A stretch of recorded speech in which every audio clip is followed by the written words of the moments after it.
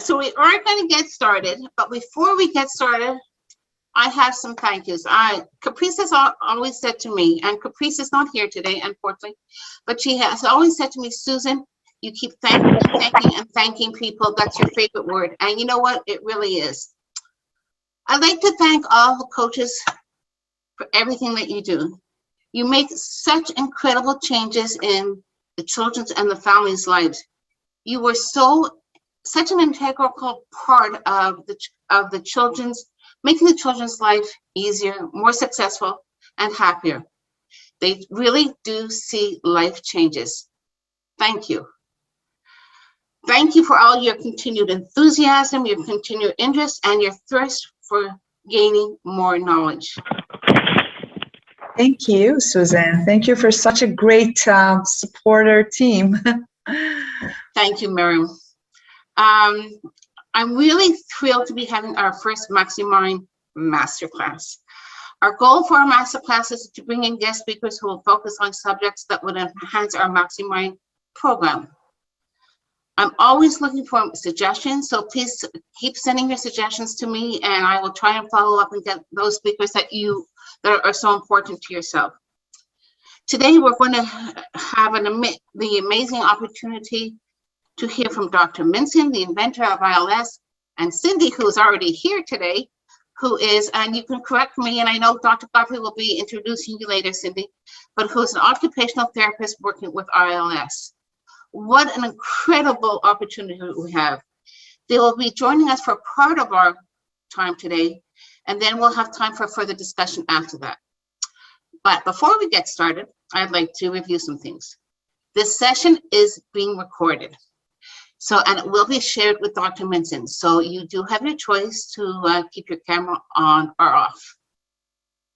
Everyone is supposed to be muted until the end of the presentation, and then you will have that chance to unmute yourself and ask your questions. If you have any questions, you can also drop them down in the chat box, and we'll try and answer as many questions as we can. They're all important questions, and if we don't have that chance today, we will further it up with through email.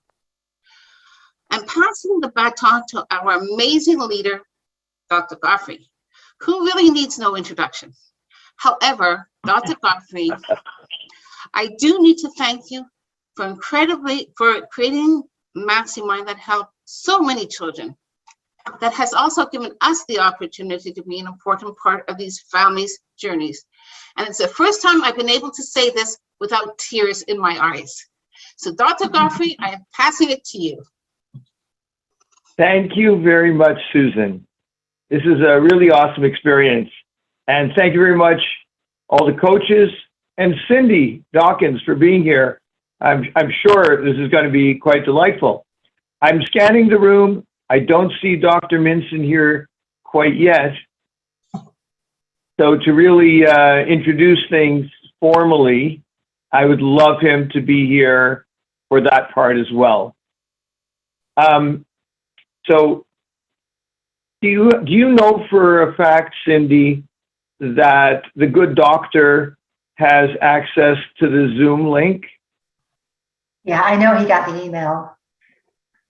Did he also get a recent email? Because possibly he might be a bit like me, although I'm sure he's, even at his age, sharper than I am, but I needed to reach out to find a Zoom link that I already had.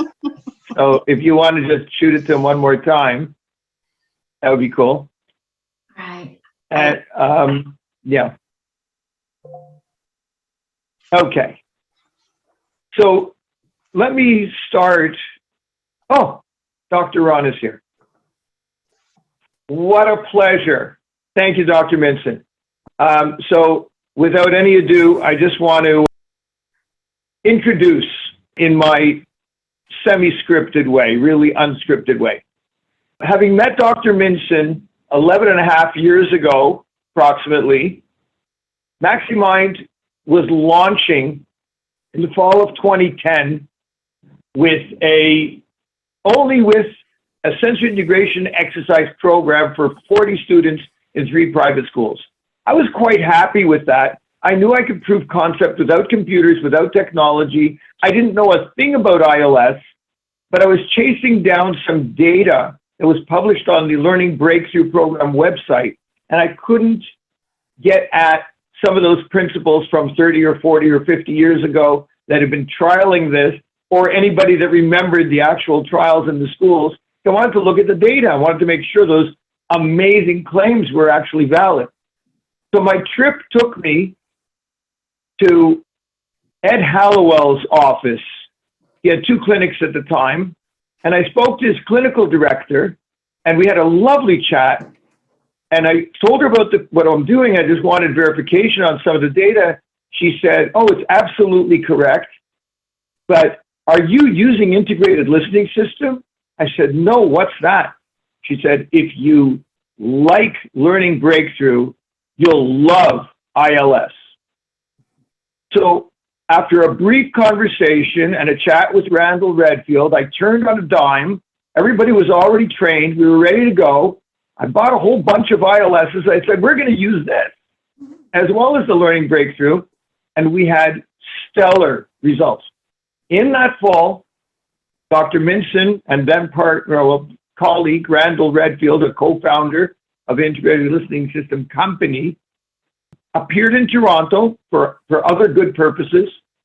And sitting beside Dr. Ron in one of these private schools, I felt I was sitting beside someone who had X-ray vision into the life of a child simply by watching them move and their presence and what they were doing. Oh, that child's dyslexic. This child has this, that child has that. Did you notice this? It's how they threw the ball. It's how they did the lazy exercise and so on. Anyway, it was from then until now, whenever I see the good doctor, I feel like a kid in a candy shop. Because I know that wisdom is going to follow. We've had some very interesting collaborations as well. And I know that if you've selected Cindy Dawkins to join us on this call, just after reading her brief credentials, it's been amazing.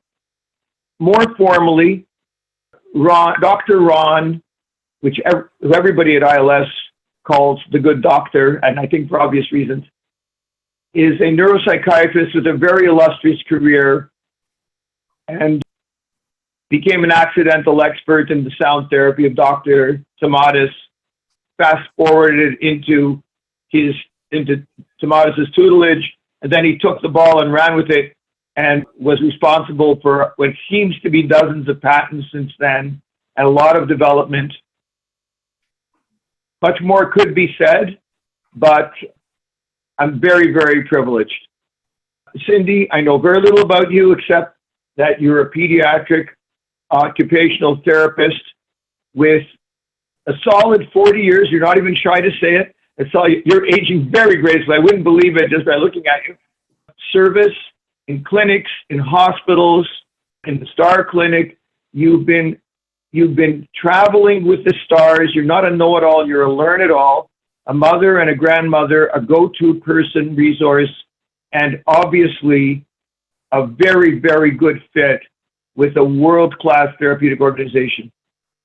We developed a whole bunch of questions. I want to pass the baton to both of you, however you want to divide your time.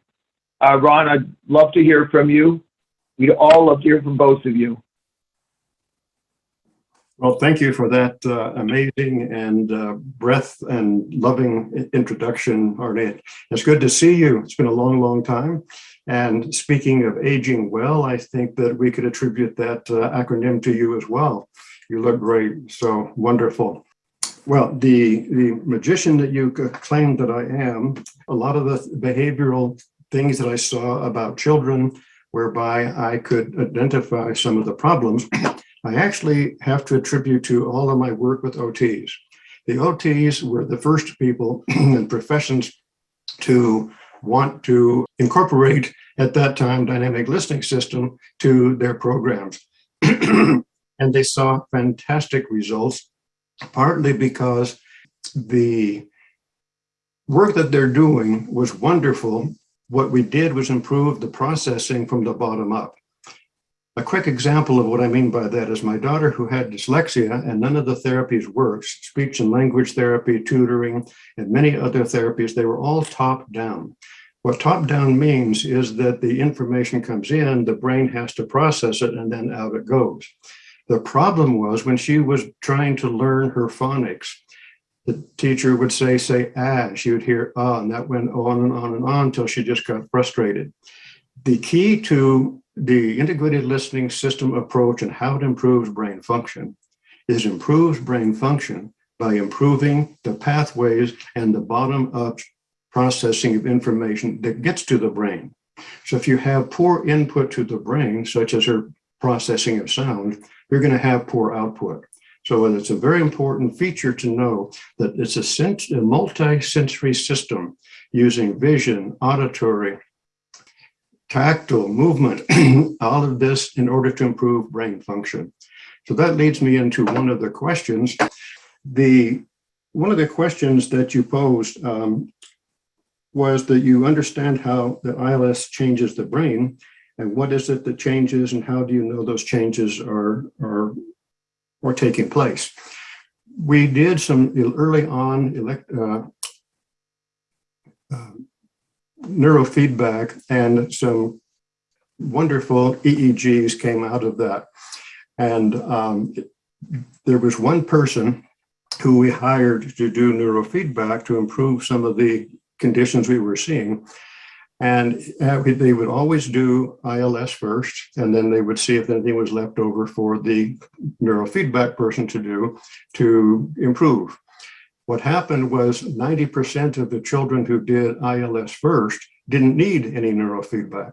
And the evidence for that was the EEGs, the neurofeedback EEGs that we saw that showed in brain improvement. So another way to measure this is how does function improve? So function also improves by virtue of the program. So both behavior, function, EEG evidence shows that we're affecting and improving brain function. Which leads me to another question you had, which was, what conditions is ILS effective for? Initially, I was using it as I had for my daughter with learning disabilities, attention problems and reading, language issues, speech and language, and all of these were doing beautifully. Gradually, one person came in with a significant head trauma, a woman who had a second whiplash injury, a professor at the University of Colorado, who had to retire because of her multiple traumatic brain injuries. So I worked with her, and after 36 sessions, she was able to get rid of all of her medications. And I'm not exaggerating, there were 6 medications that I removed one by one by one. Antidepressants, anti-anxiety, muscle relaxants, and sleep medication. She got rid of all of them. And again, she had been seen by a neurofeedback therapist. And after this program, she being the researcher, I was saying goodbye and congratulations. She would say, well, don't you think I should get that EEG again? So she went back to Dr. Hoffman, got another EEG, and he wrote back and said, we don't see these kinds of results as this consistently on neurofeedback. This is incredible. So that was the beginning of my realization that we have something really unique that improves brain function. And brain function, Arnie, of course, is at the basis of all of the other disabilities and concerns that we have. So it's unequivocal that it improves brain function, and there's a lot of evidence for this. Cindy, it's so good to see you. I just jumped in and didn't say hello, and thank you, Cindy, for being willing to participate. Arnie, I want Cindy on because her extensive background in OT, she was one of the early people that I trained in the dynamic listening system that led to ILS.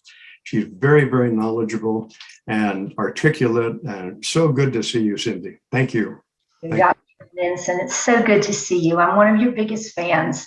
One of my very, very favorite people you are. Well, you're a love. Thank you so much. I appreciate it. I wanted to add to one thing that you said. When I first was trained in ILS, I brought the system to the pediatric clinic I was working at, and we had occupational therapist and speech therapist, and we typically would receive a new client, and we would do a comprehensive OT eval, a comprehensive speech eval. And at that time, we set up this kind of tentative protocol on how we were going to execute the program. So we were going to do occupational therapy for one half of the ILS program, whether that was a 40 session or a 60 session program. And then the second half, we were going to allow the speech therapist to implement it. And what we found time after time after time was that by the time the child came back in the middle of the program to do the speech therapy, their gains were so significant they had to redo the evaluations because the goals were no longer relevant. Wow. Even though they had not received any speech therapy during the first half of the program, the first 20 sessions of the program, their speech, their language, their articulation, their posture, their breathing, all of those things had changed inadvertently. I've seen the same thing with children that would come to me where parents would say, I want you to come to OT because our primary issue is handwriting. And so we would do this handwriting evaluation, and I'm observing the child and I'm seeing there's all of these other things that are going on that are driving the poor handwriting. I did an entire 40 session ILS program and never one time worked on handwriting. At the end of the program, their handwriting scores came back at greater than 85% competency in all the domains. So we saw this just global changes in the brain. Like even when we weren't tapping into those skills, the process, the program was working for us. Wow, I didn't know that, Cindy. And if I did, I'd forgotten it. Thank you. That is a beautiful, beautiful explanation of how this works. What Cindy's sharing of this information shows from an anatomical brain processing point of view is that you talked about how their speech improved without any speech therapy. Music and language in the brain both follow the same neurological pathways. So by using music, and we use high quality music, music of Mozart, which most people would accept is very, very high quality, has stood the test of time. We've added a few other composers to that list, but that was the backbone of most of our music. So music and language use the same pathways. You have the tonal processing, you have speed of processing, you have the recognition of the phonemes. All of that information is carried in music. So by using music without doing speech therapy and language therapy, you are improving the pathways that support speech and language. And you've just given a beautiful, beautiful example of that in real time. I'm going to jump to one of the questions toward the bottom, Cindy, because this also fits with what you just presented. Number 15 says effective functioning of the sensory-motor system is critical to development of higher cognitive skills. And I'm going to just put a footnote in here before we answer that. When I first started with Tomatis, before we even got to ILS, I would see these children come in, and I'd have a lot of little boys who had dyslexia more frequently than the girls, or they had other attention issues. And I would always talk to them about what do you want to be when you grow up. And a lot of the time I say, well, I'd like to be a sports this or that, but I can't, and I don't get chosen for sports, and I'm not very good at this, and I'm not very good at that. So we start the program, and my policy was to do the listening every 7 sessions of 2 hours at that time to repeat my evaluation. After those 7 or 8 sessions, most of the kids who were clumsy, awkward, couldn't throw the ball accurately, couldn't catch accurately, had poor balance, had poor sensory awareness. Almost all of them had great improvement after a week. Of course, after 2 weeks, those systems had totally fallen into place.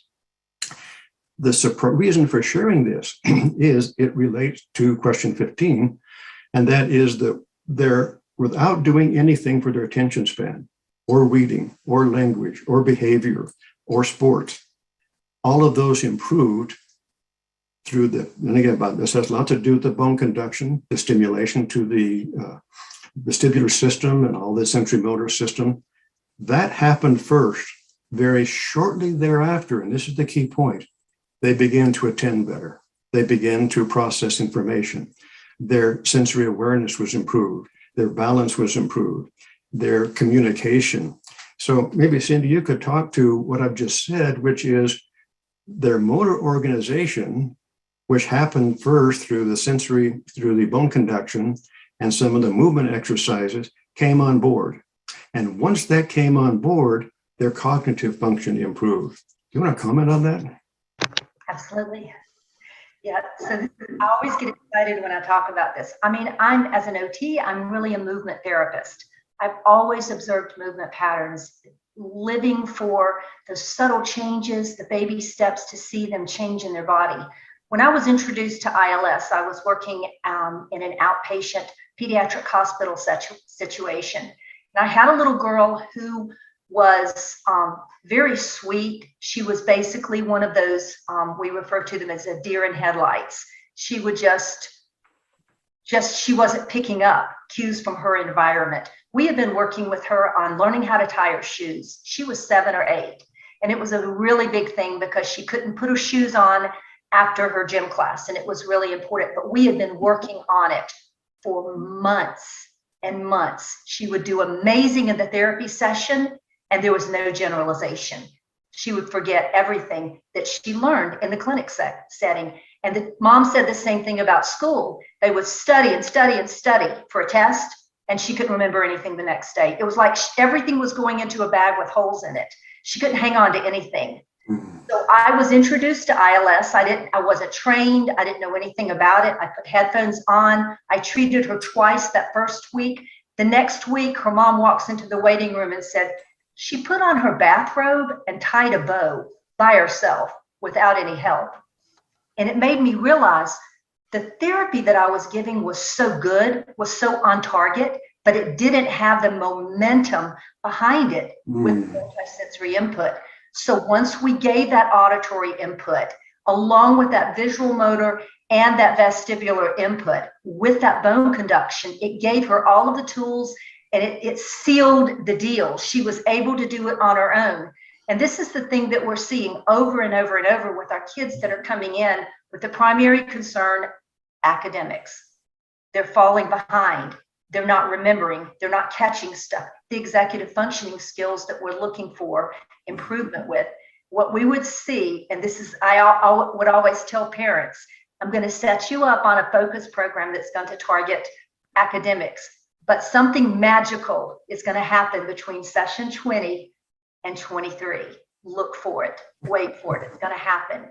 And the parents would just start sending me emails. Oh, they're doing their homework by themselves. I'm not even having to help. Some of them are doing their homework before they get home from school. They're remembering their books. They're not losing their papers. Their book bags are organized. They're getting up and getting dressed by themselves in the morning for school. Like all of those things that are the little stepping stones that we work on so much in therapy, those things were falling into place because the learning was sticking. They were hanging on to that information. The visual and the auditory memory was there. The visual and the auditory discrimination was there when they needed it.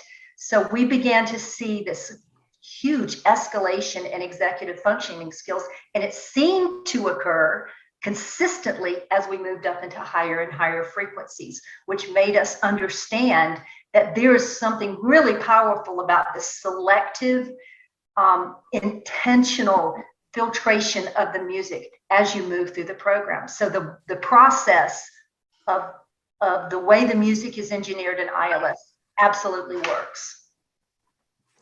Wow. That is one of the most beautiful, supportive statements and with explanation I've ever heard. Cindy, you are so articulate and you have put this together so beautifully. I underscore, you talk not only about their movement and coordination and other issues that got better. One of the questions had to do with bone conduction and how does that work? So the bone conductor that sits on top of the head here goes to through the cranium to the inner ear, and it goes to the vestibular apparatus. So Arnie, the vestibular apparatus that then goes to the vestibular system in the midbrain, goes to every single muscle in the human body. including the 6 extraocular eye muscles. So Cindy mentioned that their reading improved. Well, not only reading in terms of deciphering and decoding the symbols to sound, but also in terms of tracking and the eye tracking, and the motor system of reading was also improved. So it goes to every muscle in the body, including extraocular eye muscles. Reading improved, and it's the bone conduction that goes to the vestibular system. I think I already mentioned it goes to every muscle in the human body. But then you talked about some cognitive changes: memory, organization, planning, follow through, initiation of function. How does that happen? You're improving through ILS brain function at its bottom up. How does the brain grow? The brain grows when a little baby is born by sensory stimulation: smell, touch, sound. All of this movement is giving input to the brain. So we often think the brain is this marvelous thing that just grows. It doesn't grow or improve function without input. So the brain needs sugar and oxygen for metabolism, but it also needs sensory input for its growth and development. So the ILS is a potent, safe sensory input system that improves brain function because of the stimulation that's so important. I mentioned earlier it's multi-sensory. So all of these senses coming in together improve overall brain function. When you do that, you're going to improve whatever condition you're working on, regardless of what it's called. Another question had to do with what issues is the focus most effective with. And initially, my list was fairly short. But as I trained more and more people, starting in 2000, I began to train people, and Cindy was one of those who graciously took the training. And in the beginning, by the way, it was 2 weeks long, 5 days each week. And where was I going with that? Well, I lost my train. You're going into the diversity of conditions that you saw you could address. Thank you so much, Arnie. You're such a good listener. The diversity for me was limited, but as I train more people, they say, well, I'm going to try it with pandas. I'm going to try it with this. And I say, well, I don't know. It's never been done, but just let the parents know that this is not proven. However, anything that improves brain function should be a benefit. So the list kept getting longer and longer and longer for the things that the focus and ILS could improve. By improve, I mean, sometimes it was just, it got a lot better and they were freed up. Sometimes they had a few lingering things that didn't complete, but they were improved in many ways. So it was startling. In some cases, one little girl who had cerebral palsy, her mother kept bringing her back for tune-ups for 2 years, but every 3 months after she finished. And I said, why do you keep coming back? He says, because every time I come back, we get just a little teeny bit more improvement in my child's behavior, her motor control. One caveat to that is that there are 1 or 2 things for which it is not helpful and not effective. And one of those is Alzheimer's. Unfortunately, given the brain changes due to the plaques that form in Alzheimer's, it is not effective. But it can be effective, and I have used it successfully with improving motor function in a number of patients with multiple sclerosis. It takes a long time. You have to do this frequently, over 1 to 2 years of time. But the patients I've seen with multiple sclerosis have had some improvement in their speech, their balance, their motor control. So I hope that's sufficient to say that it's not a one-size-fits-all. It is best and most effective when coupled with the therapy that the therapist is doing, speech and language or occupational therapy or reading, tutoring. So it's just, it sounds like too much to be true, but it's not, because when you improve brain function, you will improve everything that the brain is involved in, if that makes sense. Yeah. Well, not only it makes sense, although we're a much younger organization with much less experience overall, we do have 1,200 children that have been through the program. And we've been seeing this incredible diversity. And it's really felt like a silver bullet. And I couldn't understand it until I read research in 2016 that was done here in Ontario, mirroring research that was done in the States, it's called the Pond Network. I don't remember what it stands for, but it involved Holland Blue Review and Sick Children's Hospital and a number of very worthy organizations. And what they did is they looked at white matter connectivity in children with ADHD, autism, OCD, and neurotypicals. And they looked at the diagnoses, they looked at the behaviors, and they looked at that connectivity, the white matter information superhighways in the brain connecting large tracts. And they found that the weakest link in the chain was the diagnosis. The strongest link was the behaviors associated with the white matter connectivity, and that was strong. The diagnosis was a poor predictor. And what they concluded was, it seems that the same connectivity issues underlie all these conditions, and that if you were to find a therapy that would boost white matter connectivity, you should be able to resolve to some extent all these conditions. And a light went on in my brain that, you know, I had, so to speak, lucked out by divine providence, been playing in a sandbox where I don't even think the initial geniuses, you know, Frank Belgau, Tomatis, I don't think that they were privileged to fMRI data. I don't think it was around. No, not at all. They were tinkering. They saw results, and now we can look under the hood and see what's going on with the wiring. And it does persist. You know, now we have people 12 years later that we're seeing. I've had stroke recovery together. We worked on that little girl with terrible cerebellum and brainstem damage from that very aggressive tumor. Holland Blue Review threw us out, right? You were in that meeting. Everybody was there. And, you know, one of the professionals said, you know, bah humbug, this can't work. Turned her out into the community. We worked with her, with your system, and they could barely get her to walk. We got her to run. And none of us are experts. We've got a plug and play therapy if you use it faithfully, also with creativity, but faithfully, it does the deal. So yeah, very, very happy on that. Arnie, I want to go on just thanking you for one of the most articulate explanations of the importance of the white matter pathways to the brain. When I was speaking a moment ago, bottom up to the brain, this is exactly what we're improving. And fortunately, through the theories of neuroplasticity, we now know that stimulation, frequency, intensity, and duration, all of that improves the pathways, the white matter you're talking about. The study that you referred to, I hope you can send me a link to that. I'd love to read it. What they're talking about is they use diffuse tensor imaging, DTI, which was a new method of brain scanning of what's going on in the brain, the pathways to it. That didn't exist when I first started. I just about jumped out of my skin, as you did, when I read the importance of white matter for higher cognitive functioning. And that's what this multi-sensory system of ILS is all about.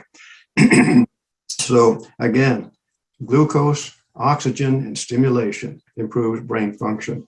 And the greatest obstacle to the integration, understanding, and spread of ILS and the focus you just referred to, it's the medical profession. It doesn't fit their models, doesn't fit my model. And I'm a physician. I'm saying that as a physician. My colleagues are the biggest obstacle to the progress and understanding of this. When I came back from my training, I was pretty much ostracized by all of my psychiatric friends and colleagues who I was very close with. One man, a very good friend of mine, a fellow psychiatrist I trained with, he said, "Ron, I really hate to see you get hurt in this cockamamie thing you're getting into." So I just did my due diligence. I just started working with kids. And about between 5 and 10 years later, the physicians who were naysayers began sending me their patients. 5 years later, they were sending me their children.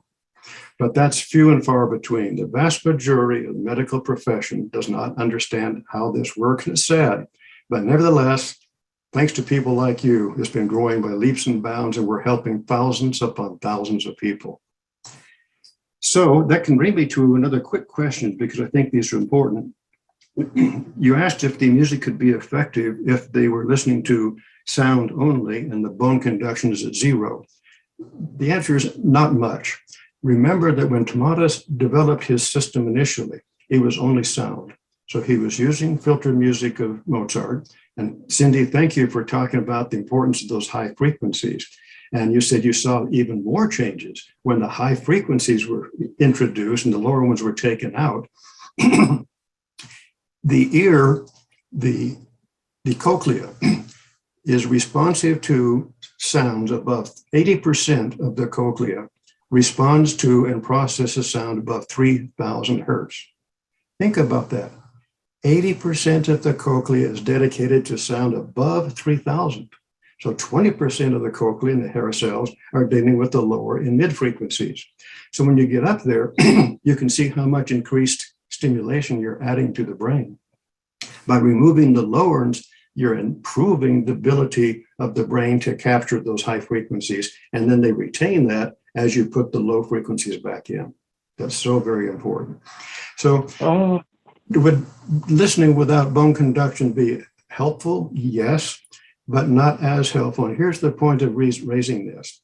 When Tomatis was using his system, 25% of the children would have abreactions, bedwetting, crying spells, irritability, nervousness. And that's a significant number of children who are having these adverse reactions. He added bone conduction for other reasons. He's an ear, nose, and throat specialist. He knows we listen by both air and bone. He said, let's put some bone conduction in and see what that does. Shortly after perfecting this, those children who had difficulties, the numbers of children who had negative reactions and abreactions dropped to about 3%. Why did that happen? What happened? Organizing of the body, as we said a moment ago, improves overall brain function. So the bone conductor, through the vestibular apparatus and vestibular system, improved the overall brain function at the bottom up level. And you mentioned the cerebellum. The input to the cerebellum through movement and bone conduction is huge. And the cerebellum is such an important organizer of all body movement, but also I read an article not long ago about the importance of cerebellum in reading, attention, concentration, not only the movement, things that we're more familiar with. So by stimulating the whole brain, you improve all of this function you spoke about. So don't... Doctor, can I interrupt you? Please. My brain is on fire right now. I'm going to short circuit our agenda. All right. And I suspected this would happen at some point if we chatted, and it did. So I'm going to make a few related points. One point is that I'd like to know if bone conduction is also delivered through the ear, through the air conduction of your system, or only through the third speaker. Second related question is about the nature of the bone conduction, because at a certain point, ILS changed suppliers. There was somebody in Australia or New Zealand, they had those expensive little pieces which would frequently go dysfunctional, and we had to, it was an issue. But when you did a bone conduction test, you strongly felt the vibration. Several years ago, you switched suppliers, and since then, bone conduction is primarily felt by the ear, by the sound of those speakers, and the sense of vibration to the touch has become very, very limited. Of course, the skull picks it up, the sound is enough to stimulate, and so on. Is it really this speaker that's delivering the bone conduction? Is it really that the filtration plus gating delivers a stimulation that could get those reactions? And the last interrelated point is, we have for sure probably 20 to 25% of our lower functioning children, the children that are moderately to very autistic, that will go south before they go north. And we always warn parents, it's a variable process. Growth is challenging. They need more sleep, more food. You have to cut them slack. You know, they've got competing pathways. There are many ways of looking at it. But I'm wondering, why are we getting, even though we're using the system properly with bone conduction, why are we getting these results? Maybe we're overstimulating because we're combining learning breakthrough with more sophisticated and more intensive movement stimulation. Maybe it's because we're also using play attention for neurofeedback driven cognitive training. Maybe it's too much? I want your thoughts on all of this. I'm sorry that I overloaded you with many questions, but they're interrelated. Well, you've just pointed out my need to do some more listening so I can improve my long-term memory and short-term memory of auditory recall. Because I think you've overloaded my system with this beautiful rendition. I don't know if I understand the question. I think you're asking two things from what I can tell. One of those is it the bone conductor that's causing some of these changes? Let's go back to what I said about tomatis. Sound stimulation and the filtration of the program works. It works for improving function, but when they added the bone conduction and improved the motor aspects, they could tolerate the high frequencies even better. The bone conductor, Arnie, gives the child a sense of groundedness, a sense of comfort in their skin. And without that comfort in their skin, that's where you see all these reactions. So the next part of my answer then tries to address part of what you asked around, is it too much stimulation from all these different sources? Probably. Whenever you see a child reacting, you need to back up a little bit, give the brain chance to fully integrate, fully process, and develop the awareness that this is healthy and healing. These little creatures, these beautiful little beings come into the world are very, very sensitive. And they're sensitive in ways that children that I saw 20 and 30 years ago weren't. So we have a higher degree of sensitive children coming onto the planet, hopefully to save the planet. And they are more sensitive, so the little input for these children is more. So you're doing exactly the right thing. Tell the parents that oftentimes there's some reactions. Our experience is that we slow things down, we wait, and then I can't remember exactly how you put it, but you go backwards to go forwards. And this is is exactly what happened. Cindy, I'd like you to chime in on that because a lot of this also fits your experience. Well, just before we go to Cindy, our bone conductors, I don't know if you noticed the change in the bone conductors themselves.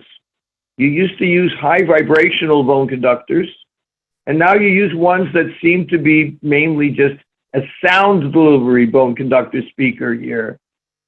Arnie, I'm not familiar with that change. I'm sorry. As you know, I haven't been involved in the production of the equipment and so forth since about 2017 for me. And I will look into that. I think my understanding is the bone conductors, they may be less potent because they were too much for some children. They may be less. But if you put your fingers on the bone conductor and turn the sound on, you should feel the vibration. So no, right. Not just sound, it is vibration as well. So the and the vestibular system apparatus sit in the petrous portion of the temporal bone in the cranium. And that's the hardest bone in the body except for the sacrum. So it goes directly into the internal ear, which includes the cochlea and the vestibular apparatus. It is through vibration, mostly, not sound, that the vestibular system is activated. Cindy? Okay. For some children, I know we're going to go to Cindy. For some children, we've done a hack. They couldn't use over-the-ear headphones. They just whipped them across the room.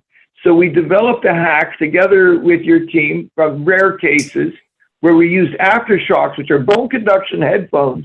They're not over the ear, but they articulate over here. That's where they deliver sound. In a pinch, does that do something similar or same, or you don't know? Definitely similar. And initially, the bone conductors that Tomatis used were on the point you're talking to, which is the mastoid bone. And the vibration goes right into the mastoid bone. The problem was that as children's heads vary from a 2-year-old to a 7-year-old, and those headphones with the bone conductor embedded in the earpiece didn't always fit. But you're exactly right. The bone conductor on the mastoid process is perfect. Okay, I'm going to digress one more time. I'm sorry. Susan, shut me up if we go too far.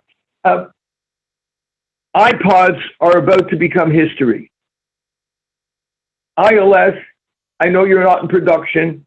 I know you never were the owner of the company. Very wise move. Medical director, that was great. You got to do what you do best. Let other people take care of things. But the iPods are history. You're not going to make them anymore. What about delivery to headphones via Bluetooth from a phone? Could that work? I'm going to defer. That's off my expertise. And I know that the Unite ILS is working diligently on developing, computerizing the, what am I trying to say, Cindy? They're miniaturizing and doing all of the work necessary, but that's just not my expertise, Artie. I'm sorry. Thank you much. Cindy.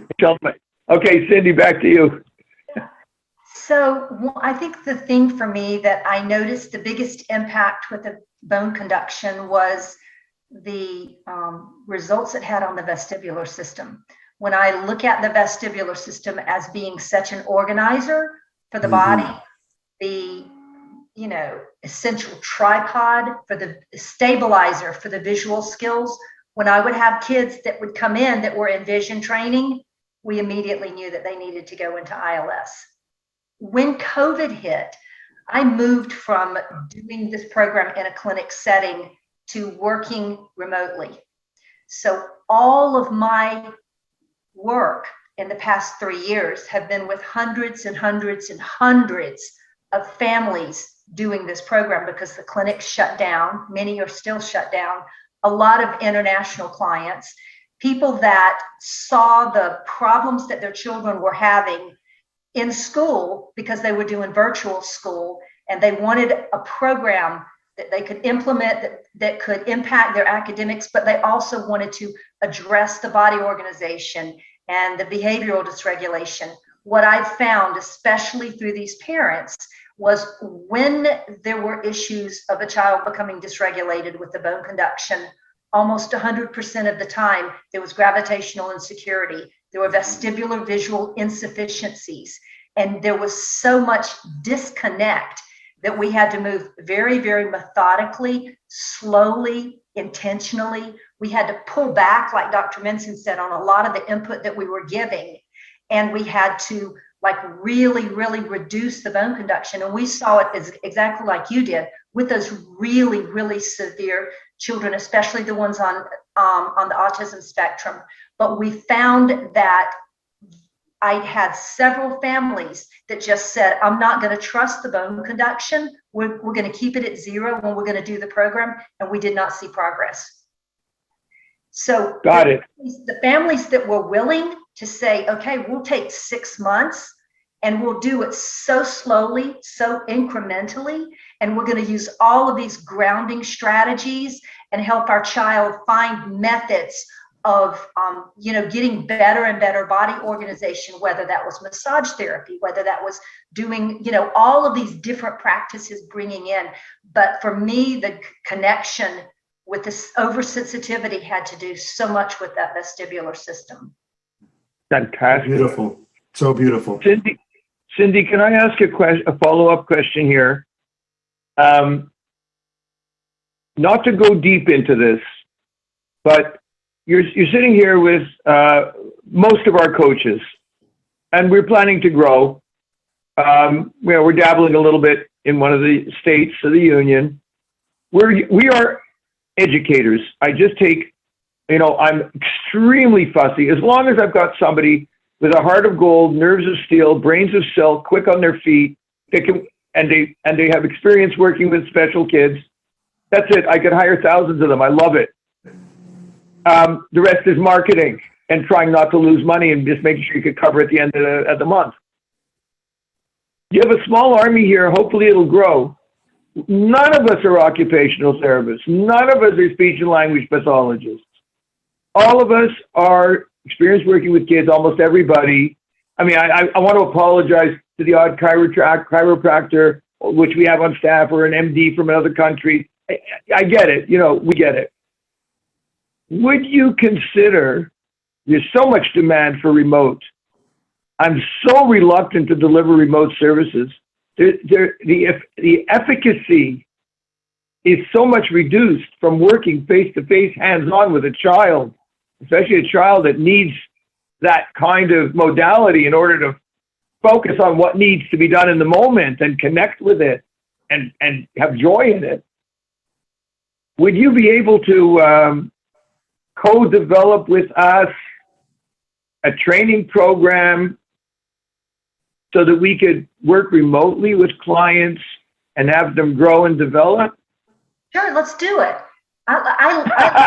Listen, this is the thing for me as a clinician, like I've got magic hands. I can do amazing things in a clinic setting. When I've got my hands, when I've got that child in front of my face, it's beautiful, it's amazing, 1 or 2 hours a week. That's a travesty. That's a travesty for our children. But I can spend less than that amount of time, and I can teach that parent how to be a fisher. I can teach them how to fish. They're not OTs. They're not educated. They're not experienced, but they know one thing that I don't know. They know their child better than anybody else on the planet Earth. And they know how to get to the heart of their child. And the one thing that I would always tell I say it every day. If you're doing an ILS session and you've got smiles and you've got eye contact, you are a huge success. Beautiful. So I'm just using that principle of engagement and play and movement and activity. But in the clinic, I would get good results from my notes because I know what I do is good. But I will tell you hands down, I have got books and books of emails from parents that have been empowered to do this program with their child that says they slept all night, they ate 3 new textures, they picked up a pencil by themselves, they said, "Mama, I love you," for the first time. They're playing with children on the playground, and they're bringing it home to all of those very, very pragmatic skills that are going to help the child. And this is the one thing that I see more than anything else with ILS. And I tell parents this all the time, give me 2 weeks and do this program, and you're going to start to see a shift in that child's self-esteem. And once we can shift that self-esteem, they can do anything, anything. I've got hands down more positive results from parents doing this program than I've ever done in the clinic, because they're Wow. Yes. Now, there are parents that want done for you, and there are parents that want to get hands-on. Among those that are willing, you know, first of all, most of them aren't willing.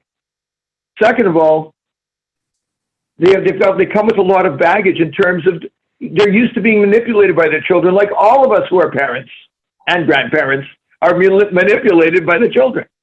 So you need to be a coach/trainer, not mommy, for right now. Right. My gut feeling is, well, over time, 10% of parents can be their kid's coach. I'm feeling that if you had to say a number, it would be different. Cindy, what's your number? Well, let's define what the parent's role is.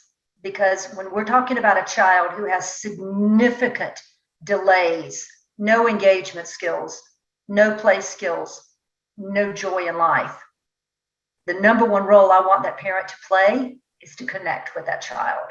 So my first role is to teach the parent how to play, teach the parent how to have joy, teach the parent. And I'll tell you something else that happens that's really super awesome that never happened in the clinic, not to this degree. All of the parents want to do the program for themselves. So they're doing a program as well. You know, I've got some of them are doing it because they want to be better in business. They want to be better public speakers. They want to be better organizers. Moms are doing it just so they can be the administrator of their household and not feel like they're falling apart all the time, especially when they've got 3 children that have learning differences in the household. So we're equipping not just the child, we're equipping the family. We're moving into the family system. So we're moving away from clinic-based, isolated, let's do it in a therapy space where we can give you all of the equipment and all of the magic. And we're moving it to a home where we're modifying, modulating, adapting, and walking the parents through those skills that they need to develop. Thank you so much for that. Well, I've really derailed our meeting. We have very little time left with Dr. Minson. Actually, I have a couple of things, Arnie, I'd like to chime in on before. We can go over a few minutes if that works for you. The floor is yours with great pleasure. All right, thank you. Thank you. So hi, Susan, you're welcome. Where you talked about all your educators who are not OTs or PTs, and yet they have maybe some anxiety about, gee, I'm not qualified to do this and that. The movement activities that ILS has put together also help, and they're designed by OTs. I didn't design them. I don't know enough to design those, but the OTs have had the big input into that. Almost any kind of movement is going to help. But one of the fortunate things for your educators is that you have an OT in the box. You've hired an OT through the vestibular system, and it does a great deal of what Cindy is talking about from the inside out. The importance of the movement is you're putting it into real life activities, and then you're getting information and stability and organization to the vestibular system of the body from the outside in. So they're very, very complementary. They shouldn't worry that they don't have those skills. Another quickie on parenting. You're right that children need mommy to be mommy. And it's really hard for them sometimes when mommy has to become a truant officer, an educator, a educational specialist or whatever. And Cindy has some wonderful ideas about how to deal with that by getting the parents into play. I wrote a paper some time ago that I need to get out there. It's called The Logos and the Hearth. In other words, the word, brain, mind with the hearth, meaning mother. Mother is nurture. Mother brought this child into the world. When you ask a child with mommy and daddy sitting there, where did you come from? The child points to mommy. They know where they came from. They know who gave them birth and gave them life and nurtured them and cared for them. Father is the logos. He represents discipline, following directions, doing as you're told. So when there is an obstacle with a child behaving and doing what mama says, I highly, highly recommend you bring dad into the picture, get him on board, get him to recognize that he can do some of this. At the least he can do is say, I'm your father, and one of my rules is you do what your mother says. So then it becomes mom telling them what to do, but dad is the authority who stood behind that. So get fathers more involved, get them more engaged. They can help mama, and they should help mama. It's not a mama's responsibility. It's a parenting responsibility. I didn't plan that. I hope I came out okay. Oh, it came out beautifully. Good. Well, there are 2 really quick questions I could answer here, and I think they're important. Could the music be harmful, and can bone conduction be harmful? The answer is no. Can touch be harmful? No, but if you're hypersensitive to touch, it's going to hurt and it's going to feel like it's harmful. If you're hypersensitive to sound and somebody has a loud noise, you jump out of your skin, it hurts and it's harmful. But it wasn't the sound that was harmful or the touch. It was the hypersensitivity to those sensory inputs that felt harmful. So in and of themselves, no, but children may react to them because of one form or another of hypersensitivity. And are the benefits of the music long lasting if the program is cut short? This happens sometime for whatever reason, they just can't continue. It's a difficult question to answer, but if there are changes through the program up to a certain point that have been made, if those changes are being reinforced behaviorally, they should continue. And there are times when children finish a program and have further and further and further gains, even after the program. So that's a hard one to say yes or no about, but clearly many of the changes will continue and frequently even after a program is completed. So you've got, organizational phases, you've got 4 stages in every program. I get to a level of high stimulation, client disappears for whatever reason. I didn't allow them to resolve optimally. What do we need to know? What does the client need to know about integrating what they've got, helping them at that point? Are you asking if they stopped during the filtration phase, for example, and they didn't do Yes. the phase? Yeah, not much really. Let me, again, I think that the integration phase is the opportunity to integrate that information. And remember, music is information, is high, powerful information, to integrate that down. For most children, it's probably not a big problem. When I was supervising the OTs at the Star Center, there was one supervisory session that really stumped me. They said, Dr. Minson, these children are doing great. We have several of them. They're going all the way through the filtered music. They're improving their language, their processing, their memory, their initiation of activities. Then we started defiltering the music, and several of them, a small number, 5% of these children, began to have those abreactions again. This really stumped me because they handled all this information going up. Finally, I spent a lot of time in meditation and just thinking and processing and saying, what's going on? Here's what I realized. As they went up, because as I said, 80% of the hair cells are processing information at 3,000 hertz and above. So they're processing a lot of information that in the past they never could. They didn't have access to it. They couldn't process it, and we've isolated it to help the brain do that. So they did fine, they're processing this new information, and now we're going back down through the music, adding in those frequencies that we had taken out, and they're having problems. Why? Because they could process it before because they had less information to process.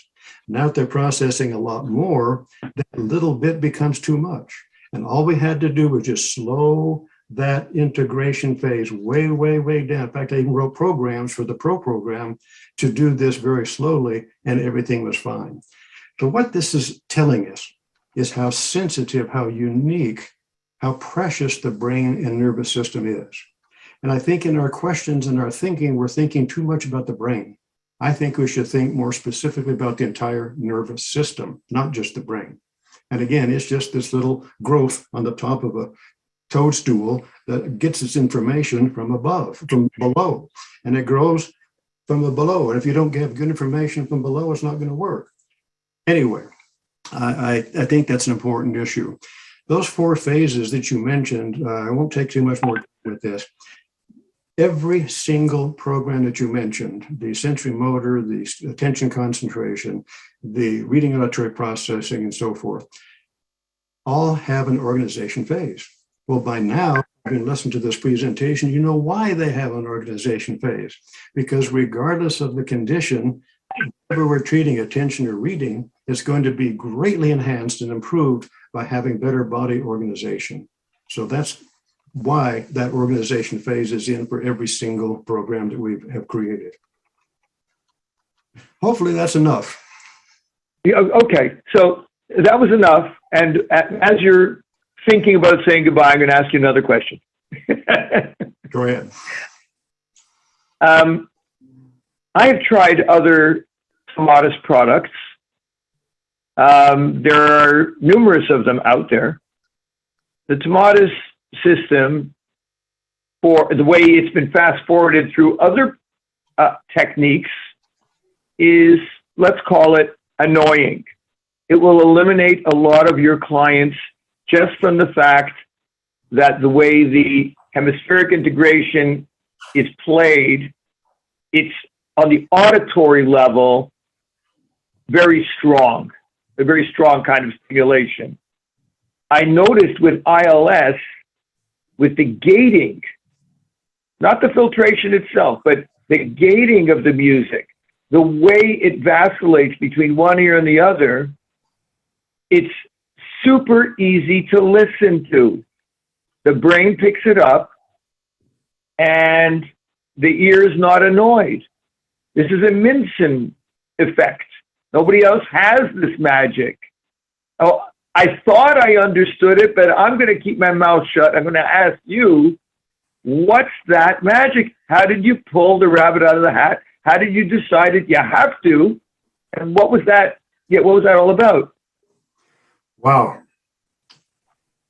When I was trained with Tomatis, and we did the Tomatis method as I was trained for 10 years. The problems for me at that time were numerous. One is we're using cassette tapes, metal cassettes. The more you use those, you begin to wear it down and take off the information, so it was becoming distorted and depleted. So we purchased a lot of tapes from Tomatis. I kept them as a I made working tapes from that. So I would keep those for reference use. And I'm sorry, I'm stumbling here. But we made working copies and used that and to go back and then make some new ones. The sound became deteriorated. The other problem is the gating was much more severe and harsh on the Tomatis machine than what we did. So I also diminished that. So we got rid of the tapes. We went to CDs. I went from, also the music was monaural. We went to stereo. That increased the amount of information based on what I said about the ear earlier tremendously. So we had to go from 2 hours a day of listening to an hour and 20 minutes a day of listening because, as I said, it was too stimulating. I had a number of parents and others come back to the clinic after I developed DLS. And I said, tell me what you think. What do you like? I'm trying to compare this new system. They said, Dr. Minson, the music is beautiful. It's so much cleaner. I love it. But after about an hour and a half, I can't take anymore. It's just too much. But what did we do? We increased the amount of input to the brain drastically from mono to stereo and increased all those high frequencies. It was too much again. Even the adults felt it. So one change to make it more palatable, as you're talking, is to do that. I have to correct something you said about gating.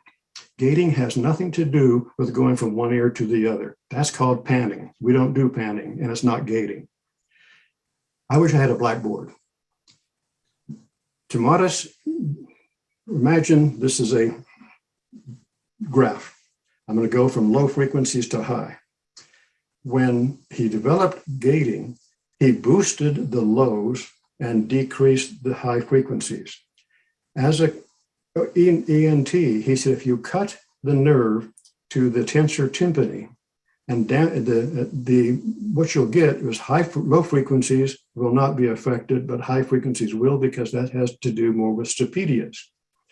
So he said, then we changed the input and we dropped the low frequencies and increased the high frequencies. So gating is a switch, electronic switch based on sound intensity that goes from low accentuated to high reduced to low frequencies reduced to high accentuated. So there's a switch back and forth, and that's what the gating is. He felt this had something to do with improving the function of the muscles of the middle ear. I would like to go on record as asking the people, stop thinking so much about improving the function of the muscles of the middle ear. That's very, very little of what is going on with the system. What actually is happening, as I put it together, was you've created an unexpected event. The brain is trained to listen to or pay attention to what's new, what's unexpected, what was out of nowhere. So this little gating, what was that? What's that? It pays attention. So that gating mechanism actually improves attention and focus and concentration. It doesn't have so much to do with the muscles of the middle ear. Cindy, you're smiling, and I'd love it if you'd chime in there. Say again? Cindy is smiling, and I want her to chime in.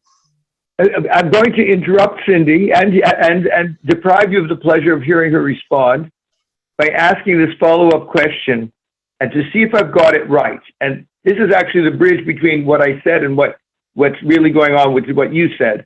And I want to understand, when there are these randomized shifts from bass accentuated to treble accentuated, I'll just call it music terms. That's good. That's good.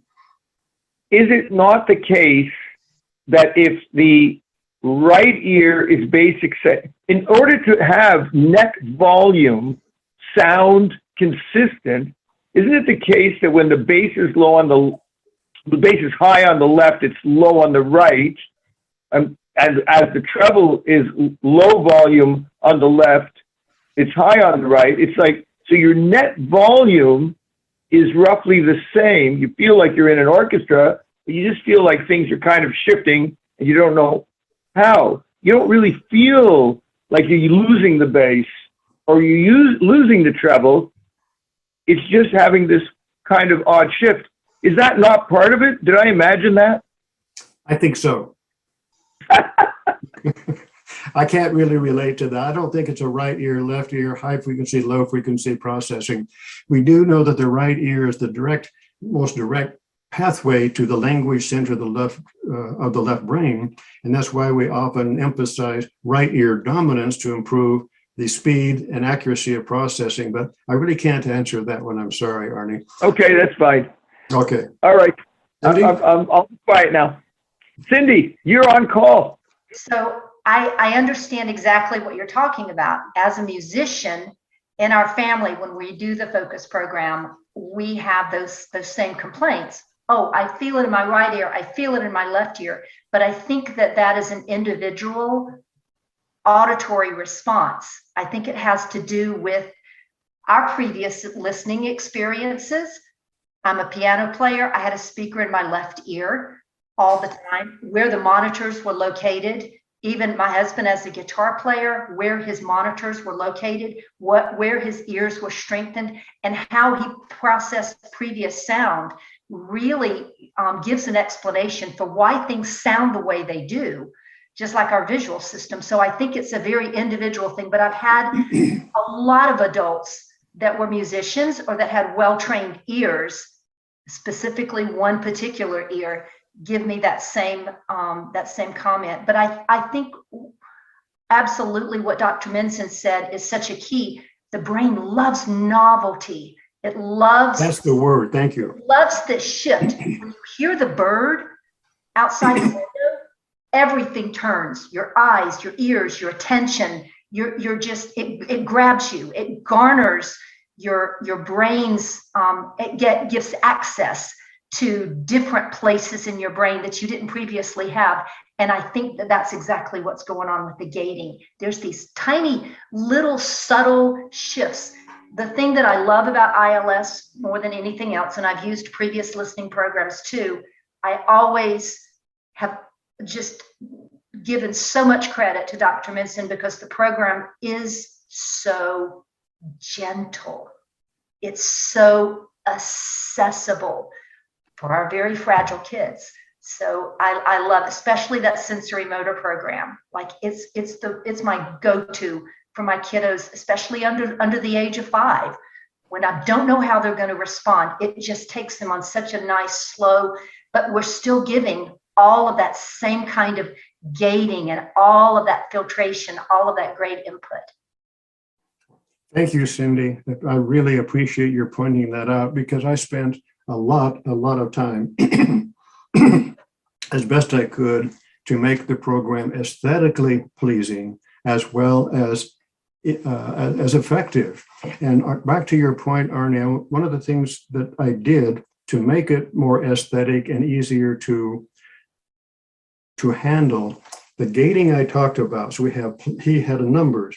He would raise the bass by a +5 and drop the treble down by a -5 and vice versa. Think of a teeter-totter. So what the Tomatis method had was this big teeter-totter from here to here. It was too much. I had adults who couldn't handle it.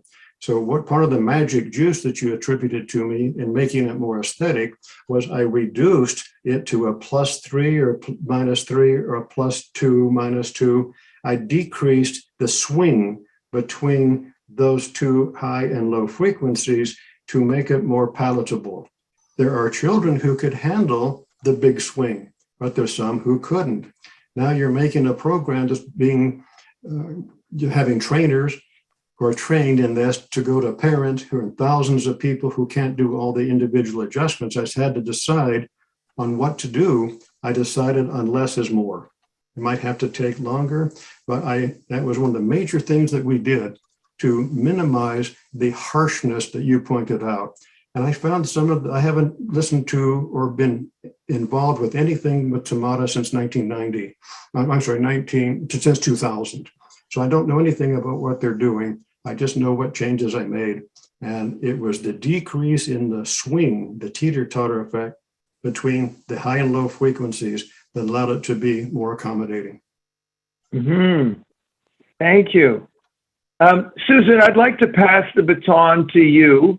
Do we want to invite, let's say, 2 questions from coaches before our very, very precious guests disappear? Sure, I would love to do that. If your question has been burning for a while, please type it in the chat window or just raise your hand and unmute yourself. What would you like to do? Eva has a question. Go ahead. Thank you.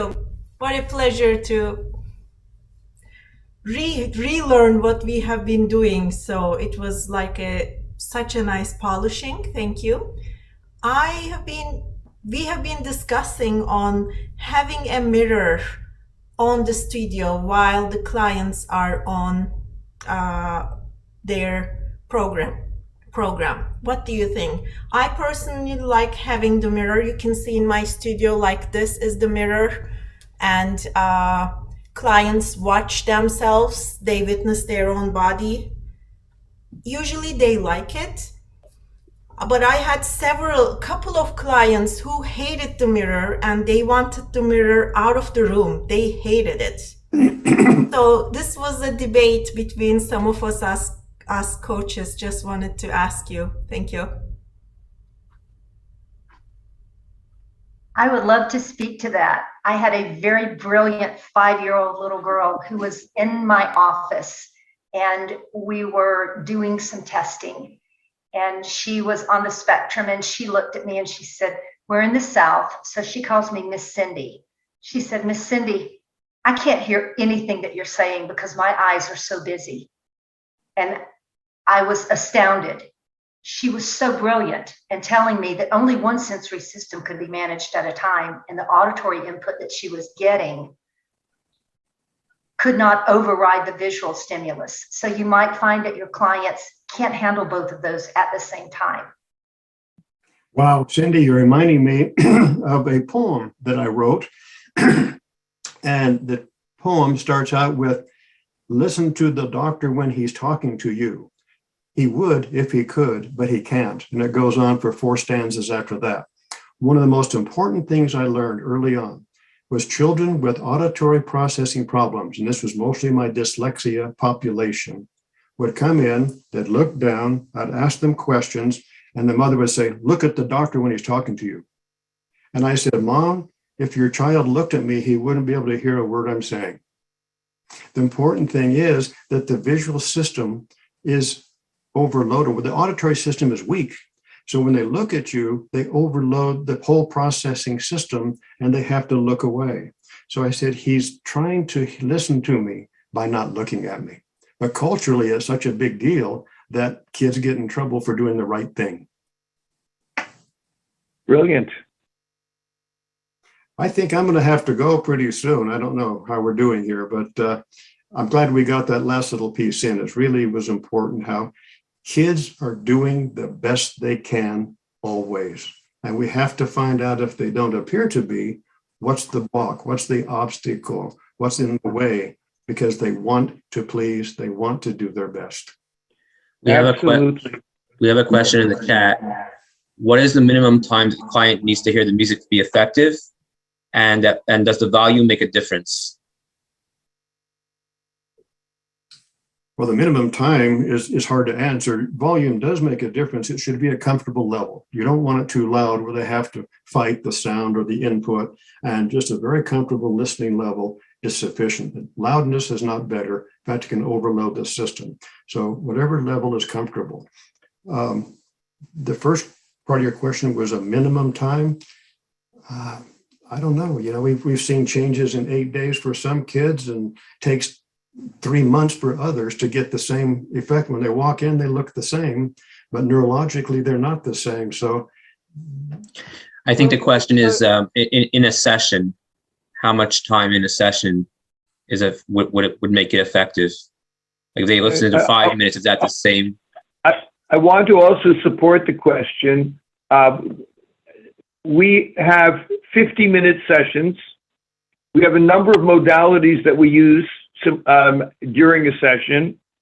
Many coaches are only able to get a half an hour into a 50-minute session, half an hour of listening. That means there are 2 playlists on each session, there are 2 tracks on each playlist each day that are not being listened to. And sometimes there are children that take, they can only manage the music for much less time.